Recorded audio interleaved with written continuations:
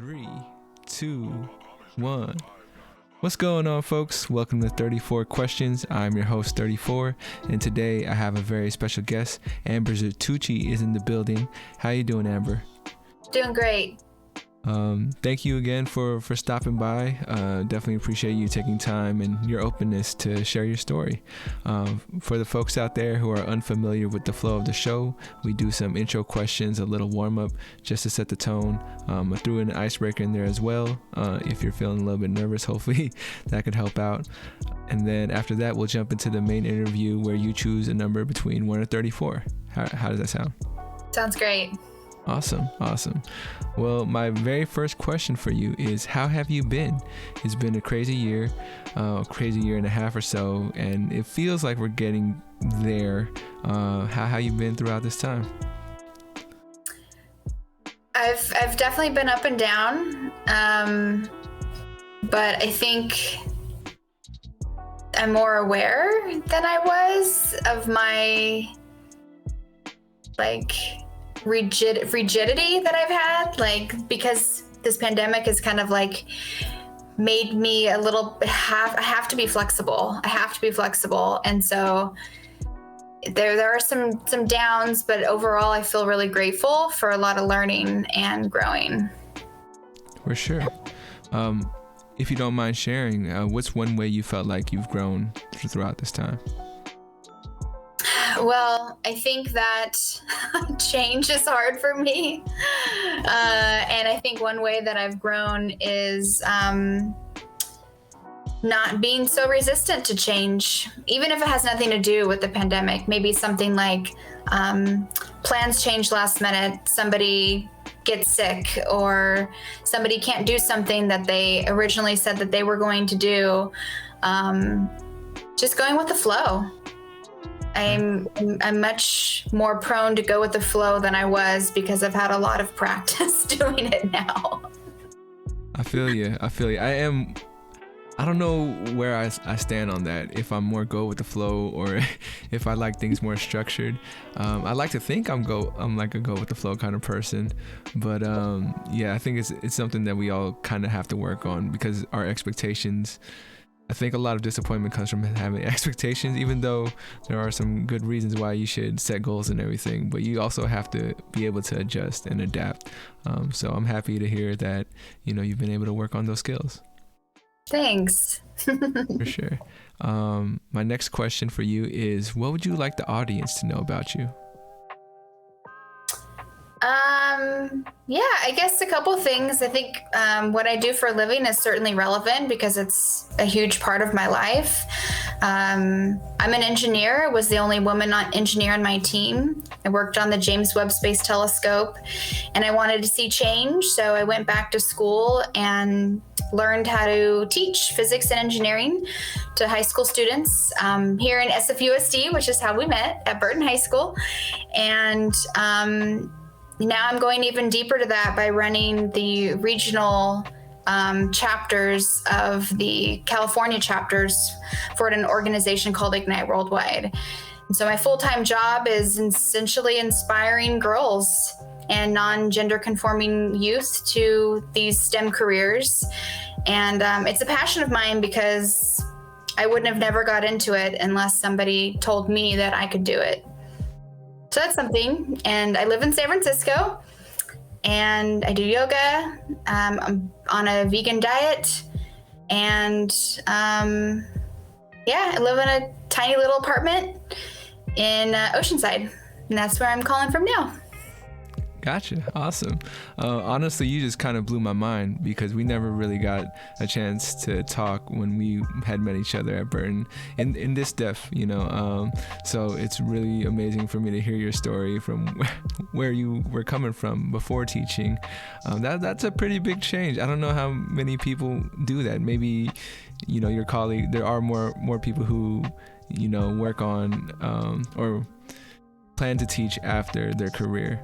Would you say are you still in the midst of your career, or are you working on it sounds like you have your own, is that your own business, the own program that you're working on right now? It's not my own business. I'm a regional director. Ignite's been around for about 20 years. I've been with them for about 3 years. Gotcha. Yeah. Well, what inspired you to go into teaching after your stint as an engineer for telescopes? I think the biggest inspiration was just not seeing people like me at my job. Just not, I felt like I was the only person with certain ideas, and sometimes they were not celebrated. In fact, sometimes they were, it was uncomfortable to share because maybe I thought, oh, nobody else is going to think that way. I must be wrong. And I think that diversity is so important in engineering, of course, in everything. But because I come from engineering, I have that perspective, is that I saw the lack of diversity and just that there needs to be more. It was mostly white men and not much else besides. I mean, I was the only woman, but there was certainly even less people of color at our office.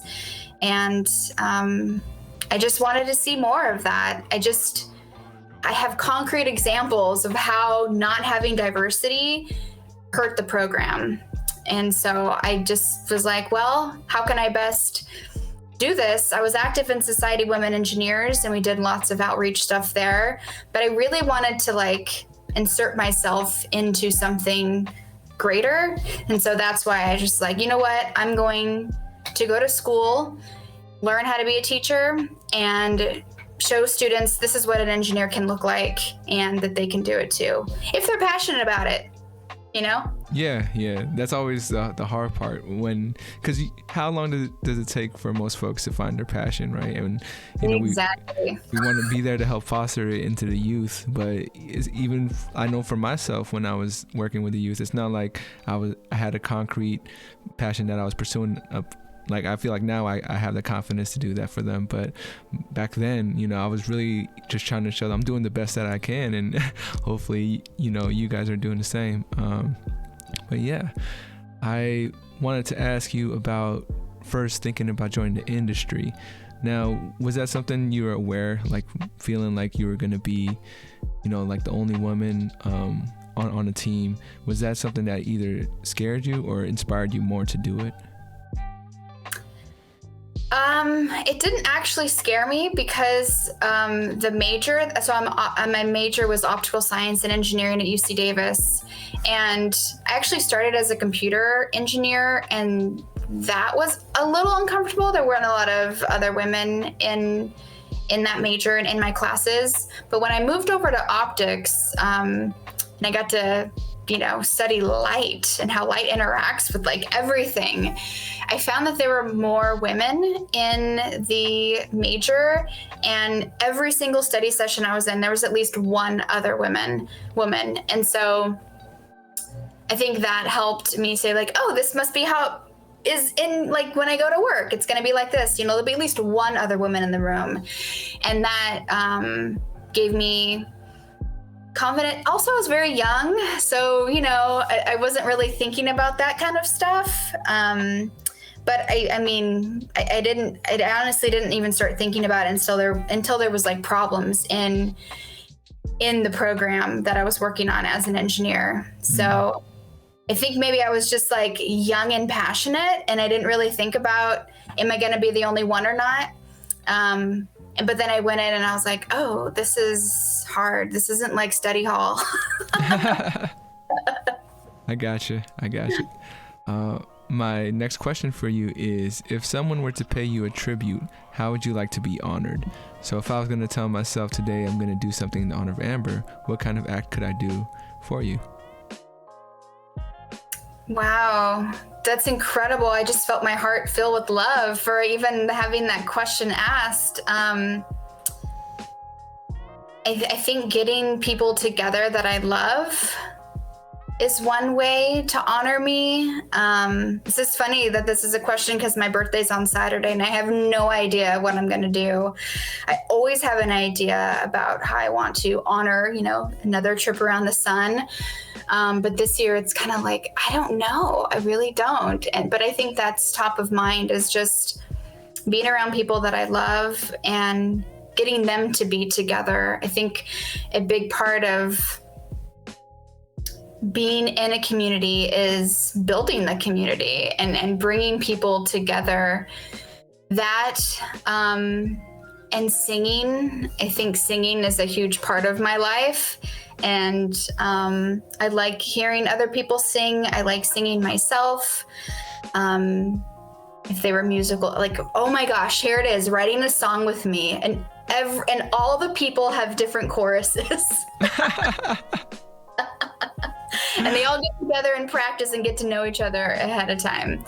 I think that would be pretty amazing. That would be kind of crazy. That'd be kind of crazy. I was thinking, how could we pull that off? And you really just have to come up with a little melody or some kind of instrumental, right? And then you have your chorus, and then just ask everyone you love to write their own, and there you go. You have your own song. So maybe that's what I'll do Saturday. A happy early birthday. And are you the type of person who can sit through the birthday song, when it's just you and everyone's watching? Because I know that can be an uncomfortable feeling for some folks. But can you bear it? Yeah, definitely. I like singing it to other people more, but certainly, yes, I can bear it when it comes. For sure. I end up just closing my eyes and kind of wishing I was there. Or I sing it as loud as everybody else, so I don't feel like, I'm the one being sung to, But for sure, now we know what to do in your honor. Birthdays, I want to kind of ask about that. What's been your favorite birthday? If you had to choose one, I know it's hard.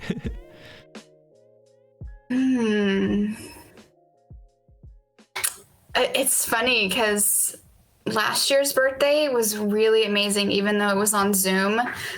But like everybody got to come. I usually have to leave people out because of geography reasons, and I didn't have to do anything too. Like my friend said, "Can I do this for you?" Actually, somebody from Burton said, "Can I do this for you?" The same question you asked, can I honor you in this way? And because I was like, oh, I'm not going to be able to do anything because, we can't see each other. And I said, yeah, I think that sounds amazing. And we played games. We played a scavenger hunt. And that was all about like just random things she knew I liked, like playing guitar, things like that. And then we did Pictionary. That was really fun. And everybody got to participate and laugh together. Yeah, I think that was, I don't know, and it was really unique. I would have never done that if not for the circumstances. And I liked that my friends got to meet each other when they normally wouldn't. So yeah, I think that was one of my favorites. That's what's up. I'm glad you had a good birthday. I was more of a closed off person during that time, and I was like, oh, it's cool. We don't gotta really do much to celebrate it with like a handful of people. I never really felt like, that I never had the idea to kind of have a Zoom party. But yeah, now that I know, now I feel like I missed my chance, but I guess there's more chances down the road. My last question for you in the warm-up is, on a scale from 1 to 10, how well do you know yourself? I think probably a good solid 5. I've got a lot of growing to do, and I say a 5 because I'm hopeful that I'm going to learn more. It's a very hopeful 5. It's not like I don't know myself at all 5. It's I'm at a 5 because I know that there's more to come. Not just I want it. I know there is more to come. I mean, I'm going to be 39 this year. That's not a lot of years to know myself. So good solid 5. Well, I was going to say, I think it's a a lifelong journey to get to know ourselves. So don't feel too bad for being at a 5.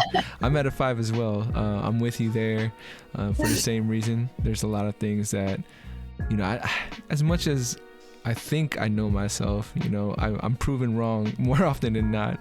And, gotta just be humble about it. But what would you say is your favorite thing about your personality?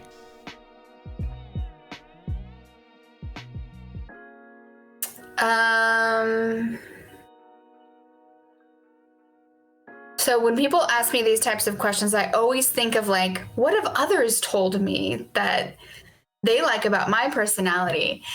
And I'm trying to get away from that because it's part of like understanding who I am. It's not just how others perceive me, but it's also what do I actually value in my personality? So I think something that I actually value for me is when I know how to relax, I can be very relaxed and chill. And I can have those moments of like bliss. And I'm so grateful for that because it doesn't happen very often, but I can get to that point. And I like that. It helps me, and I think it helps the people around me too, to kind of bring that sort of presence in. So yeah, I think part of my personality is being able to keep things calm. Yeah. For sure. Well, if you don't mind sharing, what are some things that help you relax? I think the biggest thing for me is right now talking out loud.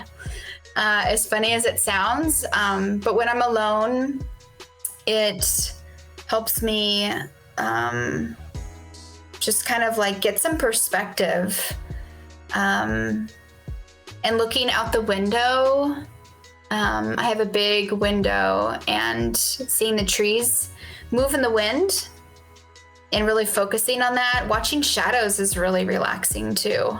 I love watching shadows. When we have shadows, it's a very foggy day here, so there's not a ton of shadows, but when there are shadows, they're very fun to watch, especially when it's windy. So those are a couple things that I do. Just paying attention to nature, paying attention to what's right in front of me. Yeah, paying attention to nature is a trip sometimes, because I think it's one of those things where we don't do it often. So when we do it, like, we see something that we're just not used to, and it's cool to see like nature at work. From ants, or I see a lot of bugs sometimes, so I'm looking at ants doing their thing or working, trying to get their food. But yeah. Well, I had another question, but it's a fleeting thought, but that's okay, because we made it to the icebreaker. You have a choice. You could either do a one-word spelling bee or a riddle. Which one would you like to go for? Oh my gosh, that's so fun. Let's do a one-word spelling bee. Awesome. How do you feel about your spelling skills? A 7, I think. Yeah. Okay. That's pretty good. Your word is going to be soliloquy. Okay. Soliloquy.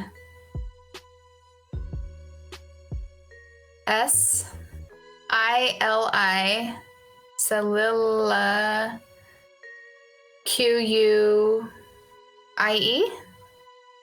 I'm sorry. The correct spelling was S-O-L-I-L-O-Q-U-Y.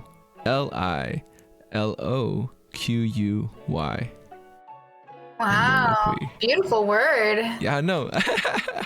It's actually, I believe it's, I was looking up the words for like the hardest words to spell, and soliloquy was the one in between 12th grade and like freshman year. I don't know how they came up with these words, but that's where soliloquy landed. So don't worry. What does it mean? Do you know what it means? I don't know what it means. Oh, soliloquy? Oh Yeah. man, putting me on spot. I gotta look it up right now because I don't want to get it wrong. But I'll let you know if what I think it is the right thing. I'll talk. I think it's like it has to do something with poetry. Yes, it is. Oh. It is a dramatic and literary form of discourse in which a character talks to himself or herself. Wow. Yeah. That's awesome. That's what I do to relax. And I do the same. That's so funny. Yeah. You ever have to like tell people that, oh, don't worry, I'm just talking to myself? Pretty much. I process out loud a lot.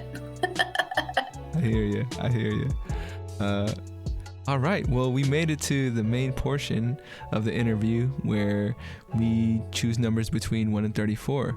I'm actually doing something new, which is you have a choice if you want to go to the wheel, or if you have numbers you already have chosen, then we can go through it that way. So it's up to you. No pressure. I want to do the wheel. That sounds fun. Awesome. You're actually going to be the first guest to ever do the wheel. So Oh, great. here we go.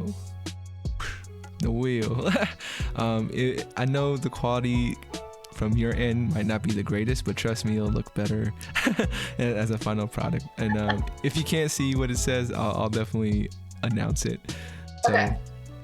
you're okay with easy, medium, hard, because they're all kind of included. Just wanted to ask before we proceed. Yeah, easy, medium, hard, and I'll just say next if it's something that I don't feel I can answer yet. Sounds good. Here we go. It's also doing the ticking sound, but I don't think you can hear it. All right. 9 medium. Were you able to see that on your end? Just want to It make sure. did. Yeah, it came right at me. Cool. Your question is going to be, what gets you up in the morning?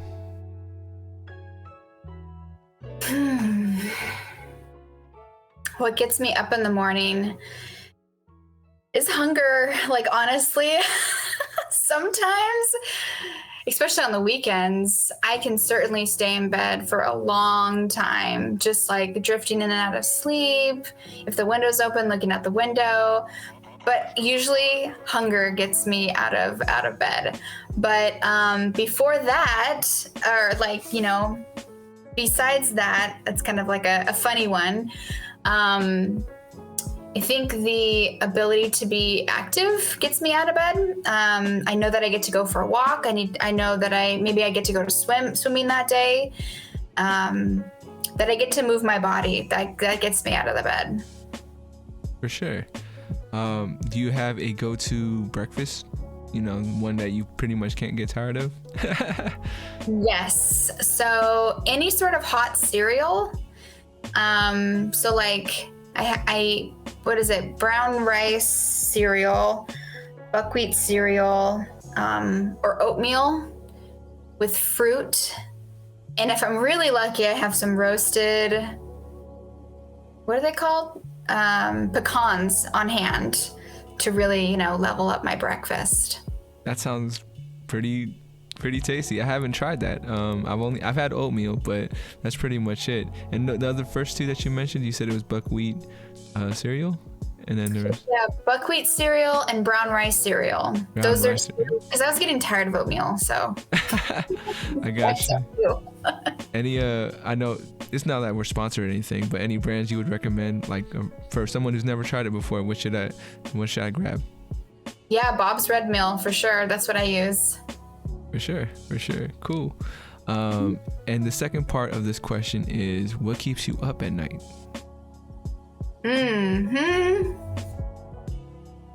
I think things that keep me up at night are things that I didn't do well that day. Like, I think I can be really hard on myself. Like, you should have done it this way instead of this way. So regrets. I also tend to worry. I'm actually a fairly big worrier. So when I was teaching, that became a huge problem for me because worrying about people that I had no control over, namely the young people, really kept me up at night. So yeah, worrying and regrets keep me up at night. And if I eat candy before I go to bed, that definitely keeps me up. What would you say, when did you start thinking about the things that you missed or things that you could have, done better? I just ask because I think I'm curious about it. For me, I believe it started around 12, 11-ish when I was just like, I don't know what triggered it, to be honest, but that's when I started feeling like, crap for a little while. But how about for yourself? Do you mean 12, 11 years old? Yeah, I think if I was gonna point to a moment is when my grandfather passed. I didn't know him that well, and I had fallen asleep at his funeral, and I gave myself a pretty hard time because when I woke up, I felt like everybody was like, in their emotions and remembering my grandfather, and there I was falling asleep like it was no big deal. And from that moment on, for a while before I started seeing the bigger picture of things, I was pretty down on myself, just questioning pretty much everything I was doing. But yeah. Well, now that you share that memory, and thank you for that, I have a similar regret about my grandfather passing around the same time. I think I was 12 years old. And so I definitely know at least I was having those types of moments when I was 12. Maybe even earlier. But I actually have a hard time remembering anything in elementary school, anything before like 12, really. So yeah 12 seems to be that age for some folks, except you remember things like just moments and events. But I don't know, I feel like that middle school time up until now is when my consciousness kind of formed and started building my identity and personality, probably. But yeah, well, thank you for sharing as well. I know it's not always easy to, so go ahead. Oh, actually, I'm so used to telling my guests go ahead and pick another number. I forgot we were doing the wheel, so gonna give it another spin. The wheel.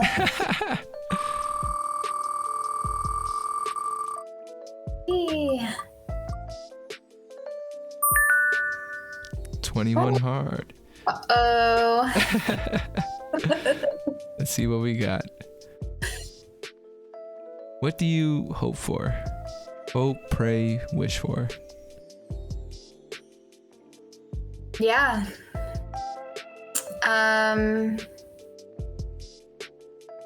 Well, I pray for serenity. That is something that is really important to me.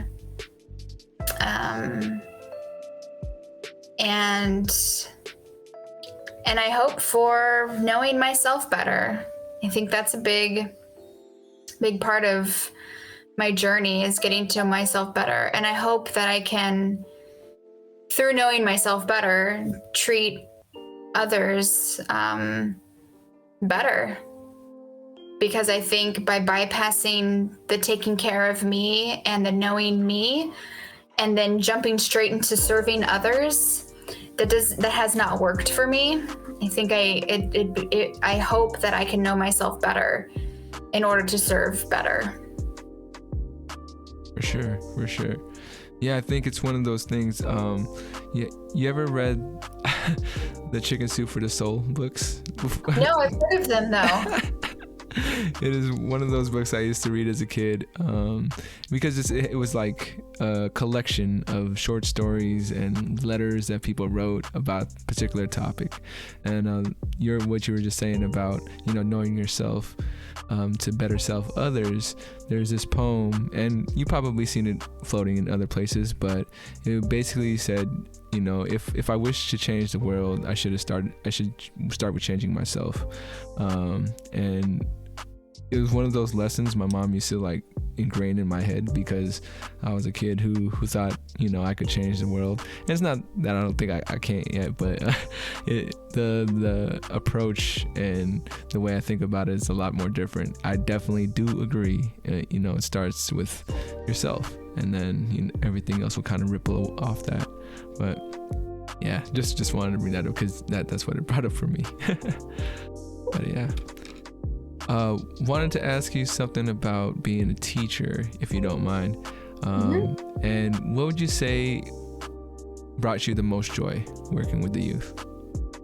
I think one of the things is when they would come after school and ask for help, not just with physics or engineering, but with like anything that was on their mind. I think that brought me a lot of joy, is especially if it was a student who I had a difficult relationship with in the beginning. And maybe we even had to sit down with the dean a couple of times. And the fact that they felt comfortable enough coming to me for help, and they, you know, they cared a lot about their own future, but I could actually see it in those moments. They always care. Of course they care. We just can't see it all the time. But being able to see that in those moments, great, brought me a lot of joy. For sure. And on the flip side of that, what would you think was one of the most challenging things about being a teacher? I think one of the most challenging things was not smiling all the time, because I'm like a big smiler, laughing type of person. And I got some really good feedback, and like, yeah, you can be that person, just not the first week of school. Like, you know, set boundaries, and, you know, form a community and a culture together. But the advice was like, you know, you can do that other stuff later once you get to know the students, but it's really important for them to feel safe and comfortable. And you having fun is not really like that important, at least during the first week of school. So that was really hard for me. It's just like learning how to form a safe space, and not, I don't know, I felt, to me it was like two different me's almost. Like the me that was like kind of open and happy and wanted to have fun, and then the me that was like a very strict person.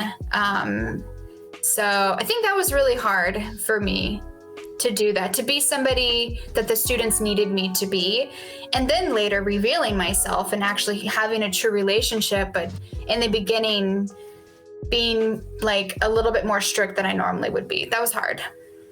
For sure. And honestly, you made me think about my approach to working with the youth, because I would fall on your side a little more of, you know, wanting to be myself and, you know, have that genuine connection through my personality. But also I think I'm very quiet anytime I'm in a new group or a new school, a new job. So I think that helps me in the way that kids think, okay, maybe he's like, you know, a little more strict because he's not saying too much, or, you know, he's not trying to get to know me.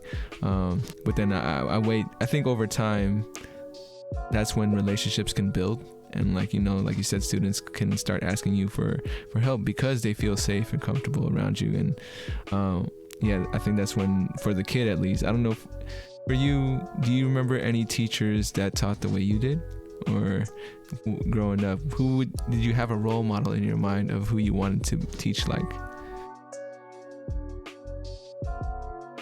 Not that had taught me, no. I don't think I have had a lot of good teaching experience. I had a lot of good mentoring experiences.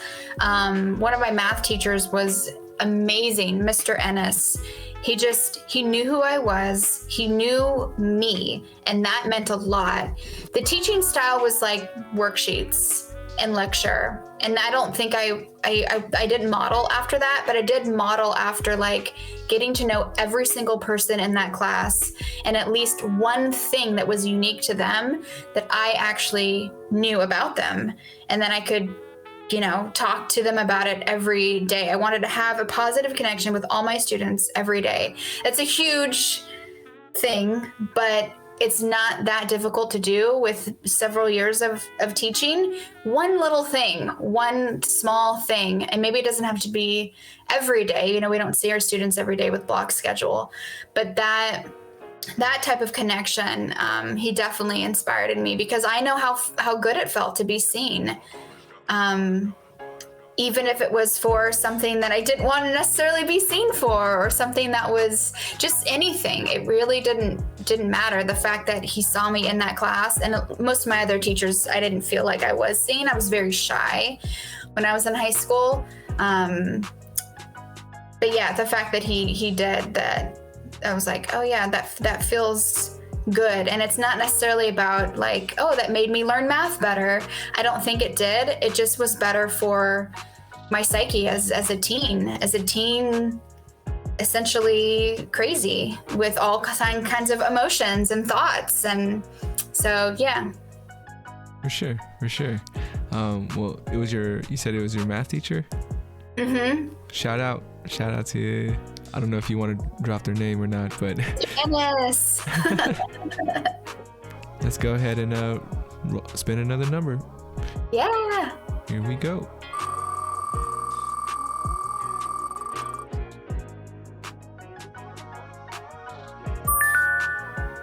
It's 31 hard. Let me know if you ever want to just try out an easy one, because it's all random to me. But 31 hard is, who do you think you are? I know. That's awesome. I love this question.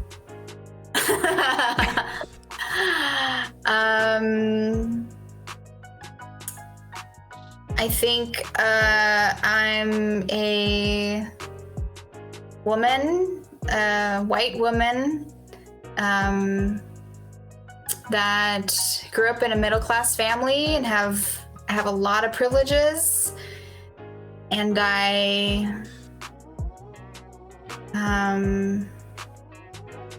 who do I think I am? And I live small in small ways. I don't know if that makes any sense, but who do I think I am? I try to live without negatively impacting my world too much, by doing things like diet, how I talk, basic stuff like reusing, recycling, picking up after myself, that kind of stuff. So just trying not to, I guess who I think I am is a person who's trying to make the world a better place by not harming, and continually trying to grow and be better to contribute. Gotcha. You had mentioned living small in small ways, or you Yes. use that phrase. How would you elaborate on that? Yeah, I know. I just thought about that. I was like, wow, what am I trying to say here? I think in living in ways that don't impact other people or like disrupt others' lives. So like contributing to global climate change. I want to try to do my part in lessening that by how I get around and with the choices that I make that are available to me because I have the privilege of those choices. I want to take advantage of them.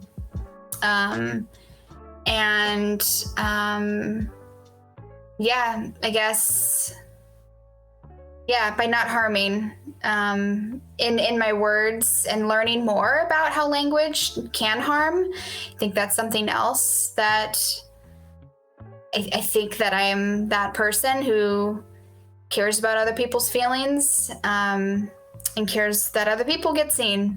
And it's not just me all the time, because I can certainly be look at me, everybody. I want attention. I mean, you heard my, like, how I want people to honor me. I definitely love the attention.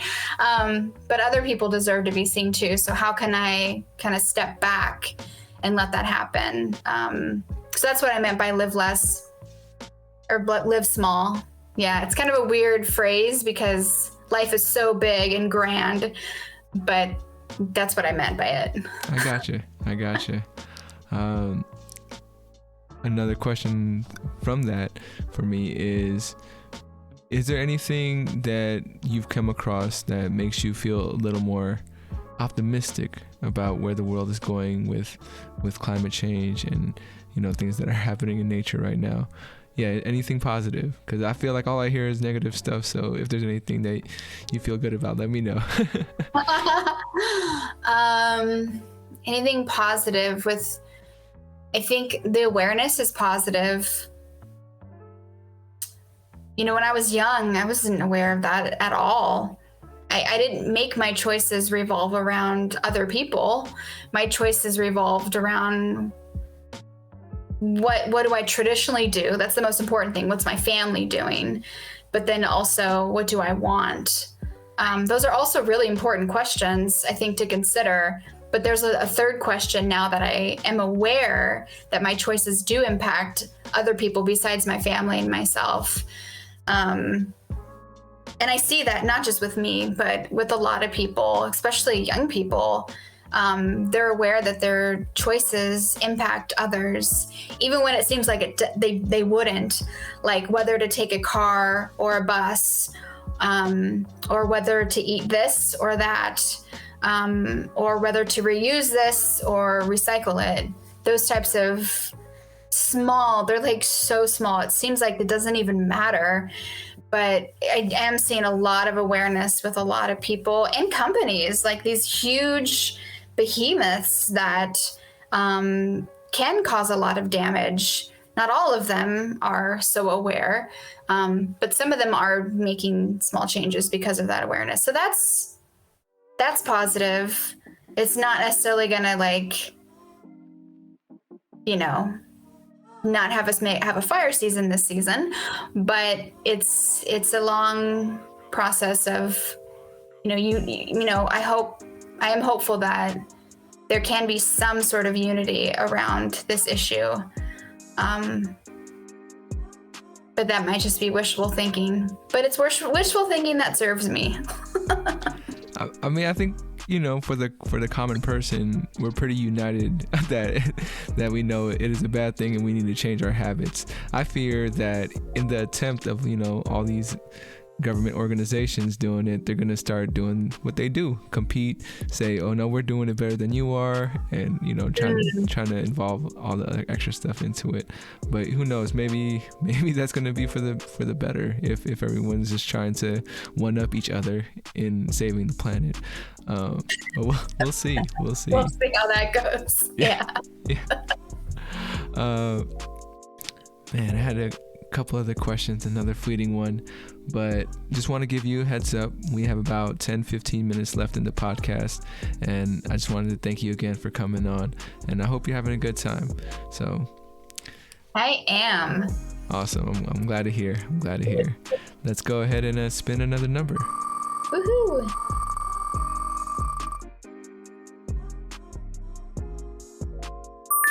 There we go. Take a little breather.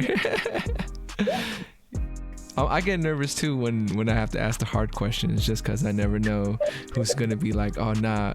Luckily, not too many people have passed. So, but it is 7 easy, and your question is, oh, here we go. What change would you like to see in the world?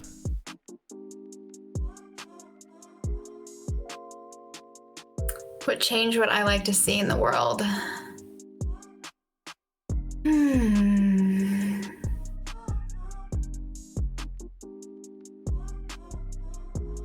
I would like to see people being honest.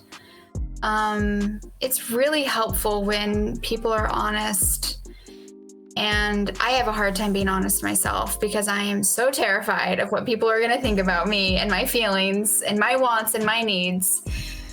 But I do think that if we could say, even our trusted public servants, I'm scared or I'm not sure what to do.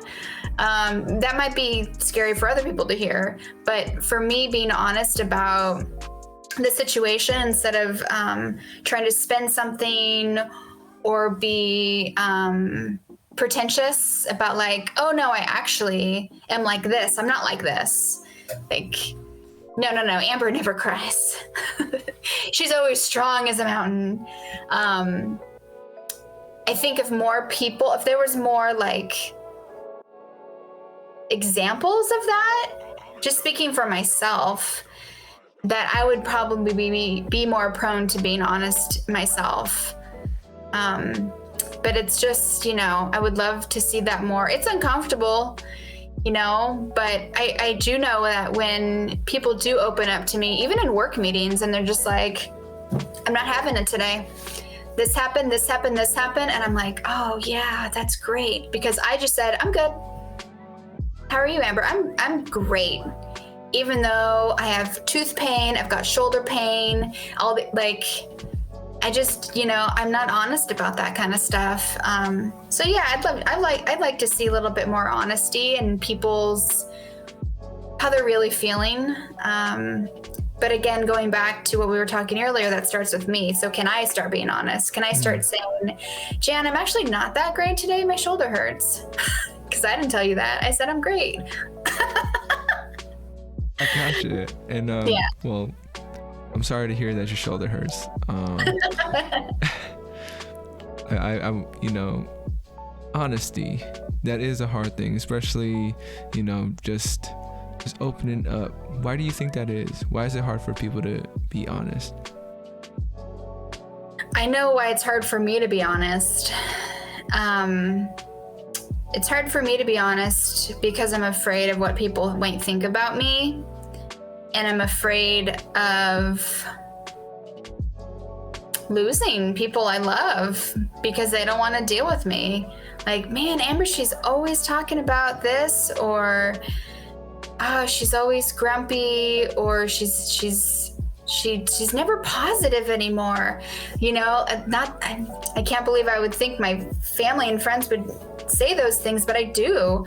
That's a fear. It's something that I'm not used to saying out loud, but yeah, just fear of being like left behind because I'm not good enough, I think is good or is true. I think those are some reasons why at least I don't feel honest. I feel like I might lose something if I'm truly honest.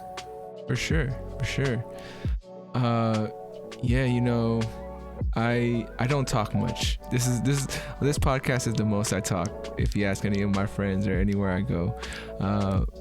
But sometimes I think about the reason why I'm so quiet is that I'm kind of insecure about my intelligence. I think I surround myself with people who are more educated and have more experience than me. So there's a lot of conversations where I don't feel lost, but I feel like I'm not adding value to the conversation. So maybe that's moments when I say, oh no, I'm fine, or I have nothing to add, when I wish I had the courage to actually add something into it. But it's because of my insecurity of maybe I'm gonna look stupid, So yeah, I definitely feel you. Thank you for sharing. I definitely appreciate it. And I wanted to ask one more teacher question for you is, what do you see in this current or next generation that is different from what you've experienced so far?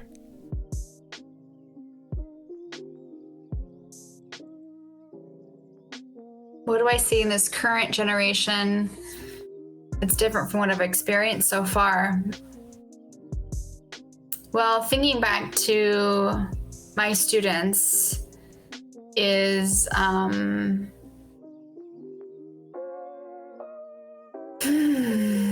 there's just so many little unique individuals out there But some things that I've experienced with a couple of them that I couldn't imagine having that when I was growing up, say, for example, is I'm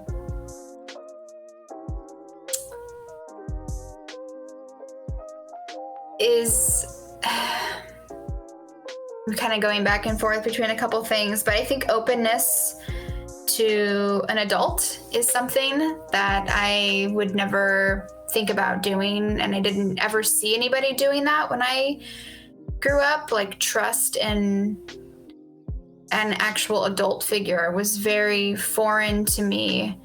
And I've had many situations, not just with me and students and them opening up to me, but hearing from my other teachers about ways that, you know, they've really had a good relationship with their students.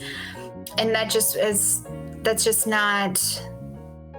might be my own experience. I don't think that's like everybody has had that, and this is like a change of anything. But that was something that was surprising to me when it happened, that I would be trusted with something that it was important to a young person. And I just never felt that I could trust anybody, not even my parents, when I was younger. I just kept everything in, or I would tell like somebody who was my age. But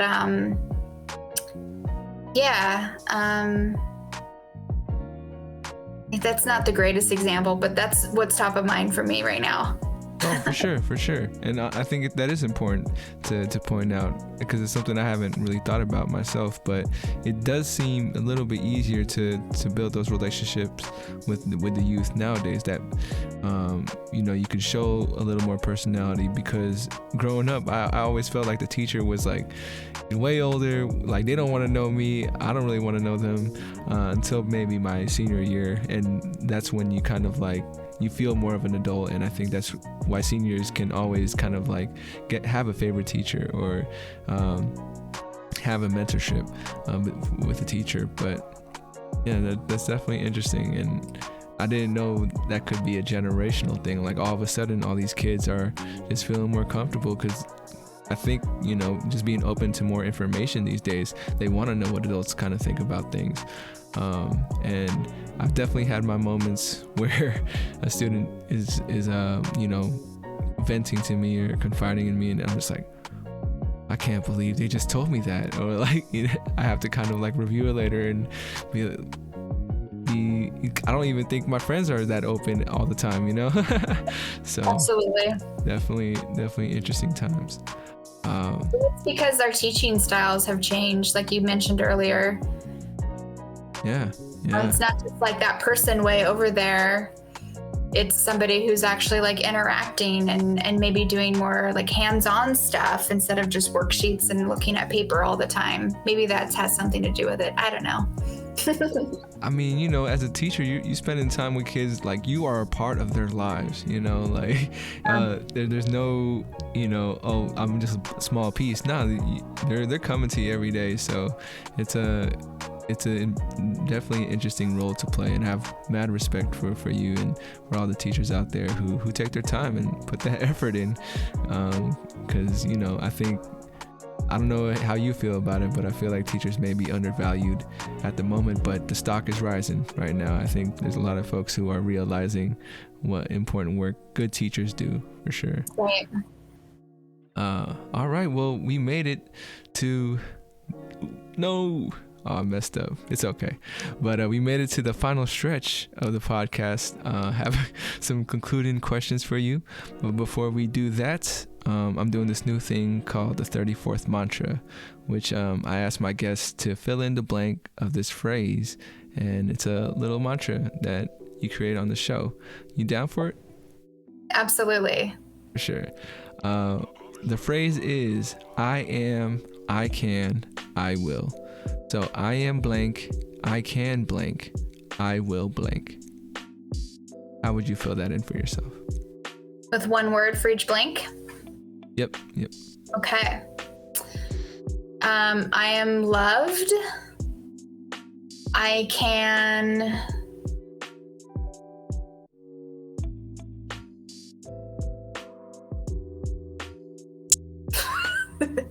I am loved.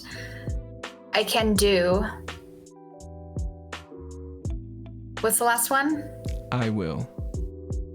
I will remember. I am loved. I can do, and I will remember. For sure. And if you ever need a reminder, you have this little soundbite of yourself telling you or reminding you. Beautiful. Thank you. I gotta find a better way to frame it. I'm almost there because I think the beginning is good, but then, just to end it would be better. All right. My first question for you in the final stretch is actually a question from my previous guest. Let me find that question real quick. All right. This next question is from my previous guest, Sipmo. Shout out to Sipmo. His question for you is, are you more of a drinker or a smoker? A drinker or a smoker? Yeah. You see my reluctance in asking that question, but I had to do it. It's part of the funny. show. Well, I don't drink or smoke right now. I haven't done that in a while. But in high school, I was definitely more of a drinker. For sure. And just the second part of that question was, what was your choice of drink back then? Oh my goodness. If you had one. Whatever was cheapest. There was, no. Whatever was cheapest, but my actually choice, if I had a choice and people was like, can I buy you something? Was Newcastle Brown Ale. For sure. Thank you for opening up. I never know who's going to get asked these questions, but thank you for being open to answering it. And my next question is, what would you like to ask the next guest that comes on to 34 questions? Oh, fun. Maybe,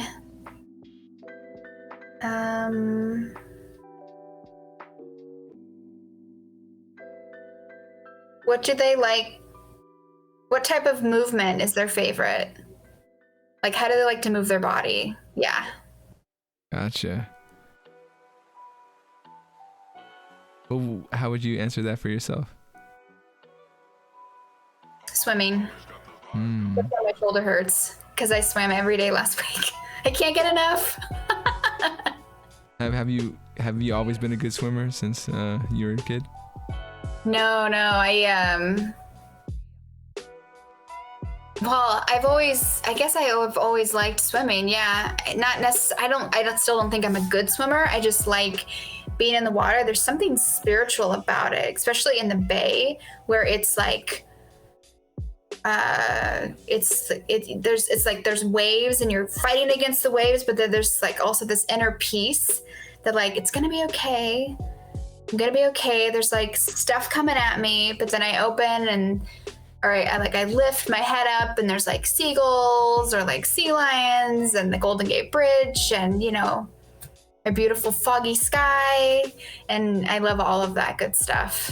So it's not necessarily about like being a good swimmer. To me, it's about just being in the water in some capacity. For sure. I mean, I totally agree with you. But I am not a good swimmer, so I can't enjoy it like you're just describing. I almost drowned. I had a drowning accident like a long time ago, and I think that's just a mental block in my head now. Anytime I go into the water, that it's gonna happen again, and I can't relax, and I can't just, flow with the water anymore. But I in the shallow end, I'm definitely letting my body flow, but. I can't. I want to dive off the cliff and into the water, but I just can't. Well, for sure. And then my last question for you, the question that ties everything together, is 500 years from now, our descendants are watching this video. What would you like to tell them? I'd like to tell them this is a very interesting time to be alive. We're seeing a lot of change and movement. And when I was younger, I didn't feel as much change in movement. Like in the 90s, there might have been some, but this is like radical stuff happening right now. And there's big personalities and there's a lot going on, and everybody knows everything about like stuff that's happening across the world. And it is a very interesting time to be alive. And I often suffer from information overload. And I don't know how the future is going to be. But right now it is definitely lots of information. And I'm not even sure what type of information is correct. And like sources are really hard to figure out. And I think that's a relatively new problem. Or at least I'm aware that it's now I'm aware that it's a problem in my adult life. And yeah, that's some interesting stuff that I think this time will be remembered for, is just sorting out truth, because truth comes from a lot of different perspectives and everybody has their own truth, but like what is actually going on is hard to untangle in this time. For sure. Yeah, I hope it's a little bit simpler 500 years from now, but who knows, it could be even more complicated. We'll see. Any last things you'd like to add before we head out of here? Thank you so much for this opportunity. I wasn't feeling well today, and I am so glad that I said, you know what, I'm just going to try this out and see how it goes. And if I don't feel good, I'm sure Jan will understand. And this has really restored my spirit, and I'm so glad that I did this. Thank you so much for the opportunity. Absolutely, and thank you for the kind words. I'm glad you pushed through. I say the same thing with me. Anytime I'm feeling out of it, sometimes pushing through makes you, you almost regret not missing it. So thank you for your energy, and shout out to all the folks out there who also tuned in. If you're listening on Spotify, Apple Music, or watching on YouTube, definitely appreciate your time as well. Remember to reach out, reach forward. As always, much love, and we'll catch you guys next time on 34 Questions. Peace. And then we roll the credits. Any feedback for me while the credits are rolling? Anything I could change? Anything positive or bad or negative that you felt? Yeah, I thought this was really awesome. I love the wheel. I think one thing that I was expecting was sound, but you said there was sound. But yeah, maybe like a little bit of music happening. I saw the word music come out. I was just going to say that. Like while the wheel is spinning, that's kind of fun. But then you can't hear us too, so I'm not sure. But that was something that could be added. I love the questions. And I didn't think the hard questions were hard. I thought they were deep questions. For sure. So that was really a relief. And I don't know, I think the way that you said you kind of answered the question too, kind of helped put me at ease. So I definitely think continuing that is helpful, especially if there's someone who's like visibly nervous. It really did help me put me at ease. And validating my answers, validating my answers was really helpful, because it's hard to, like I mentioned, be honest.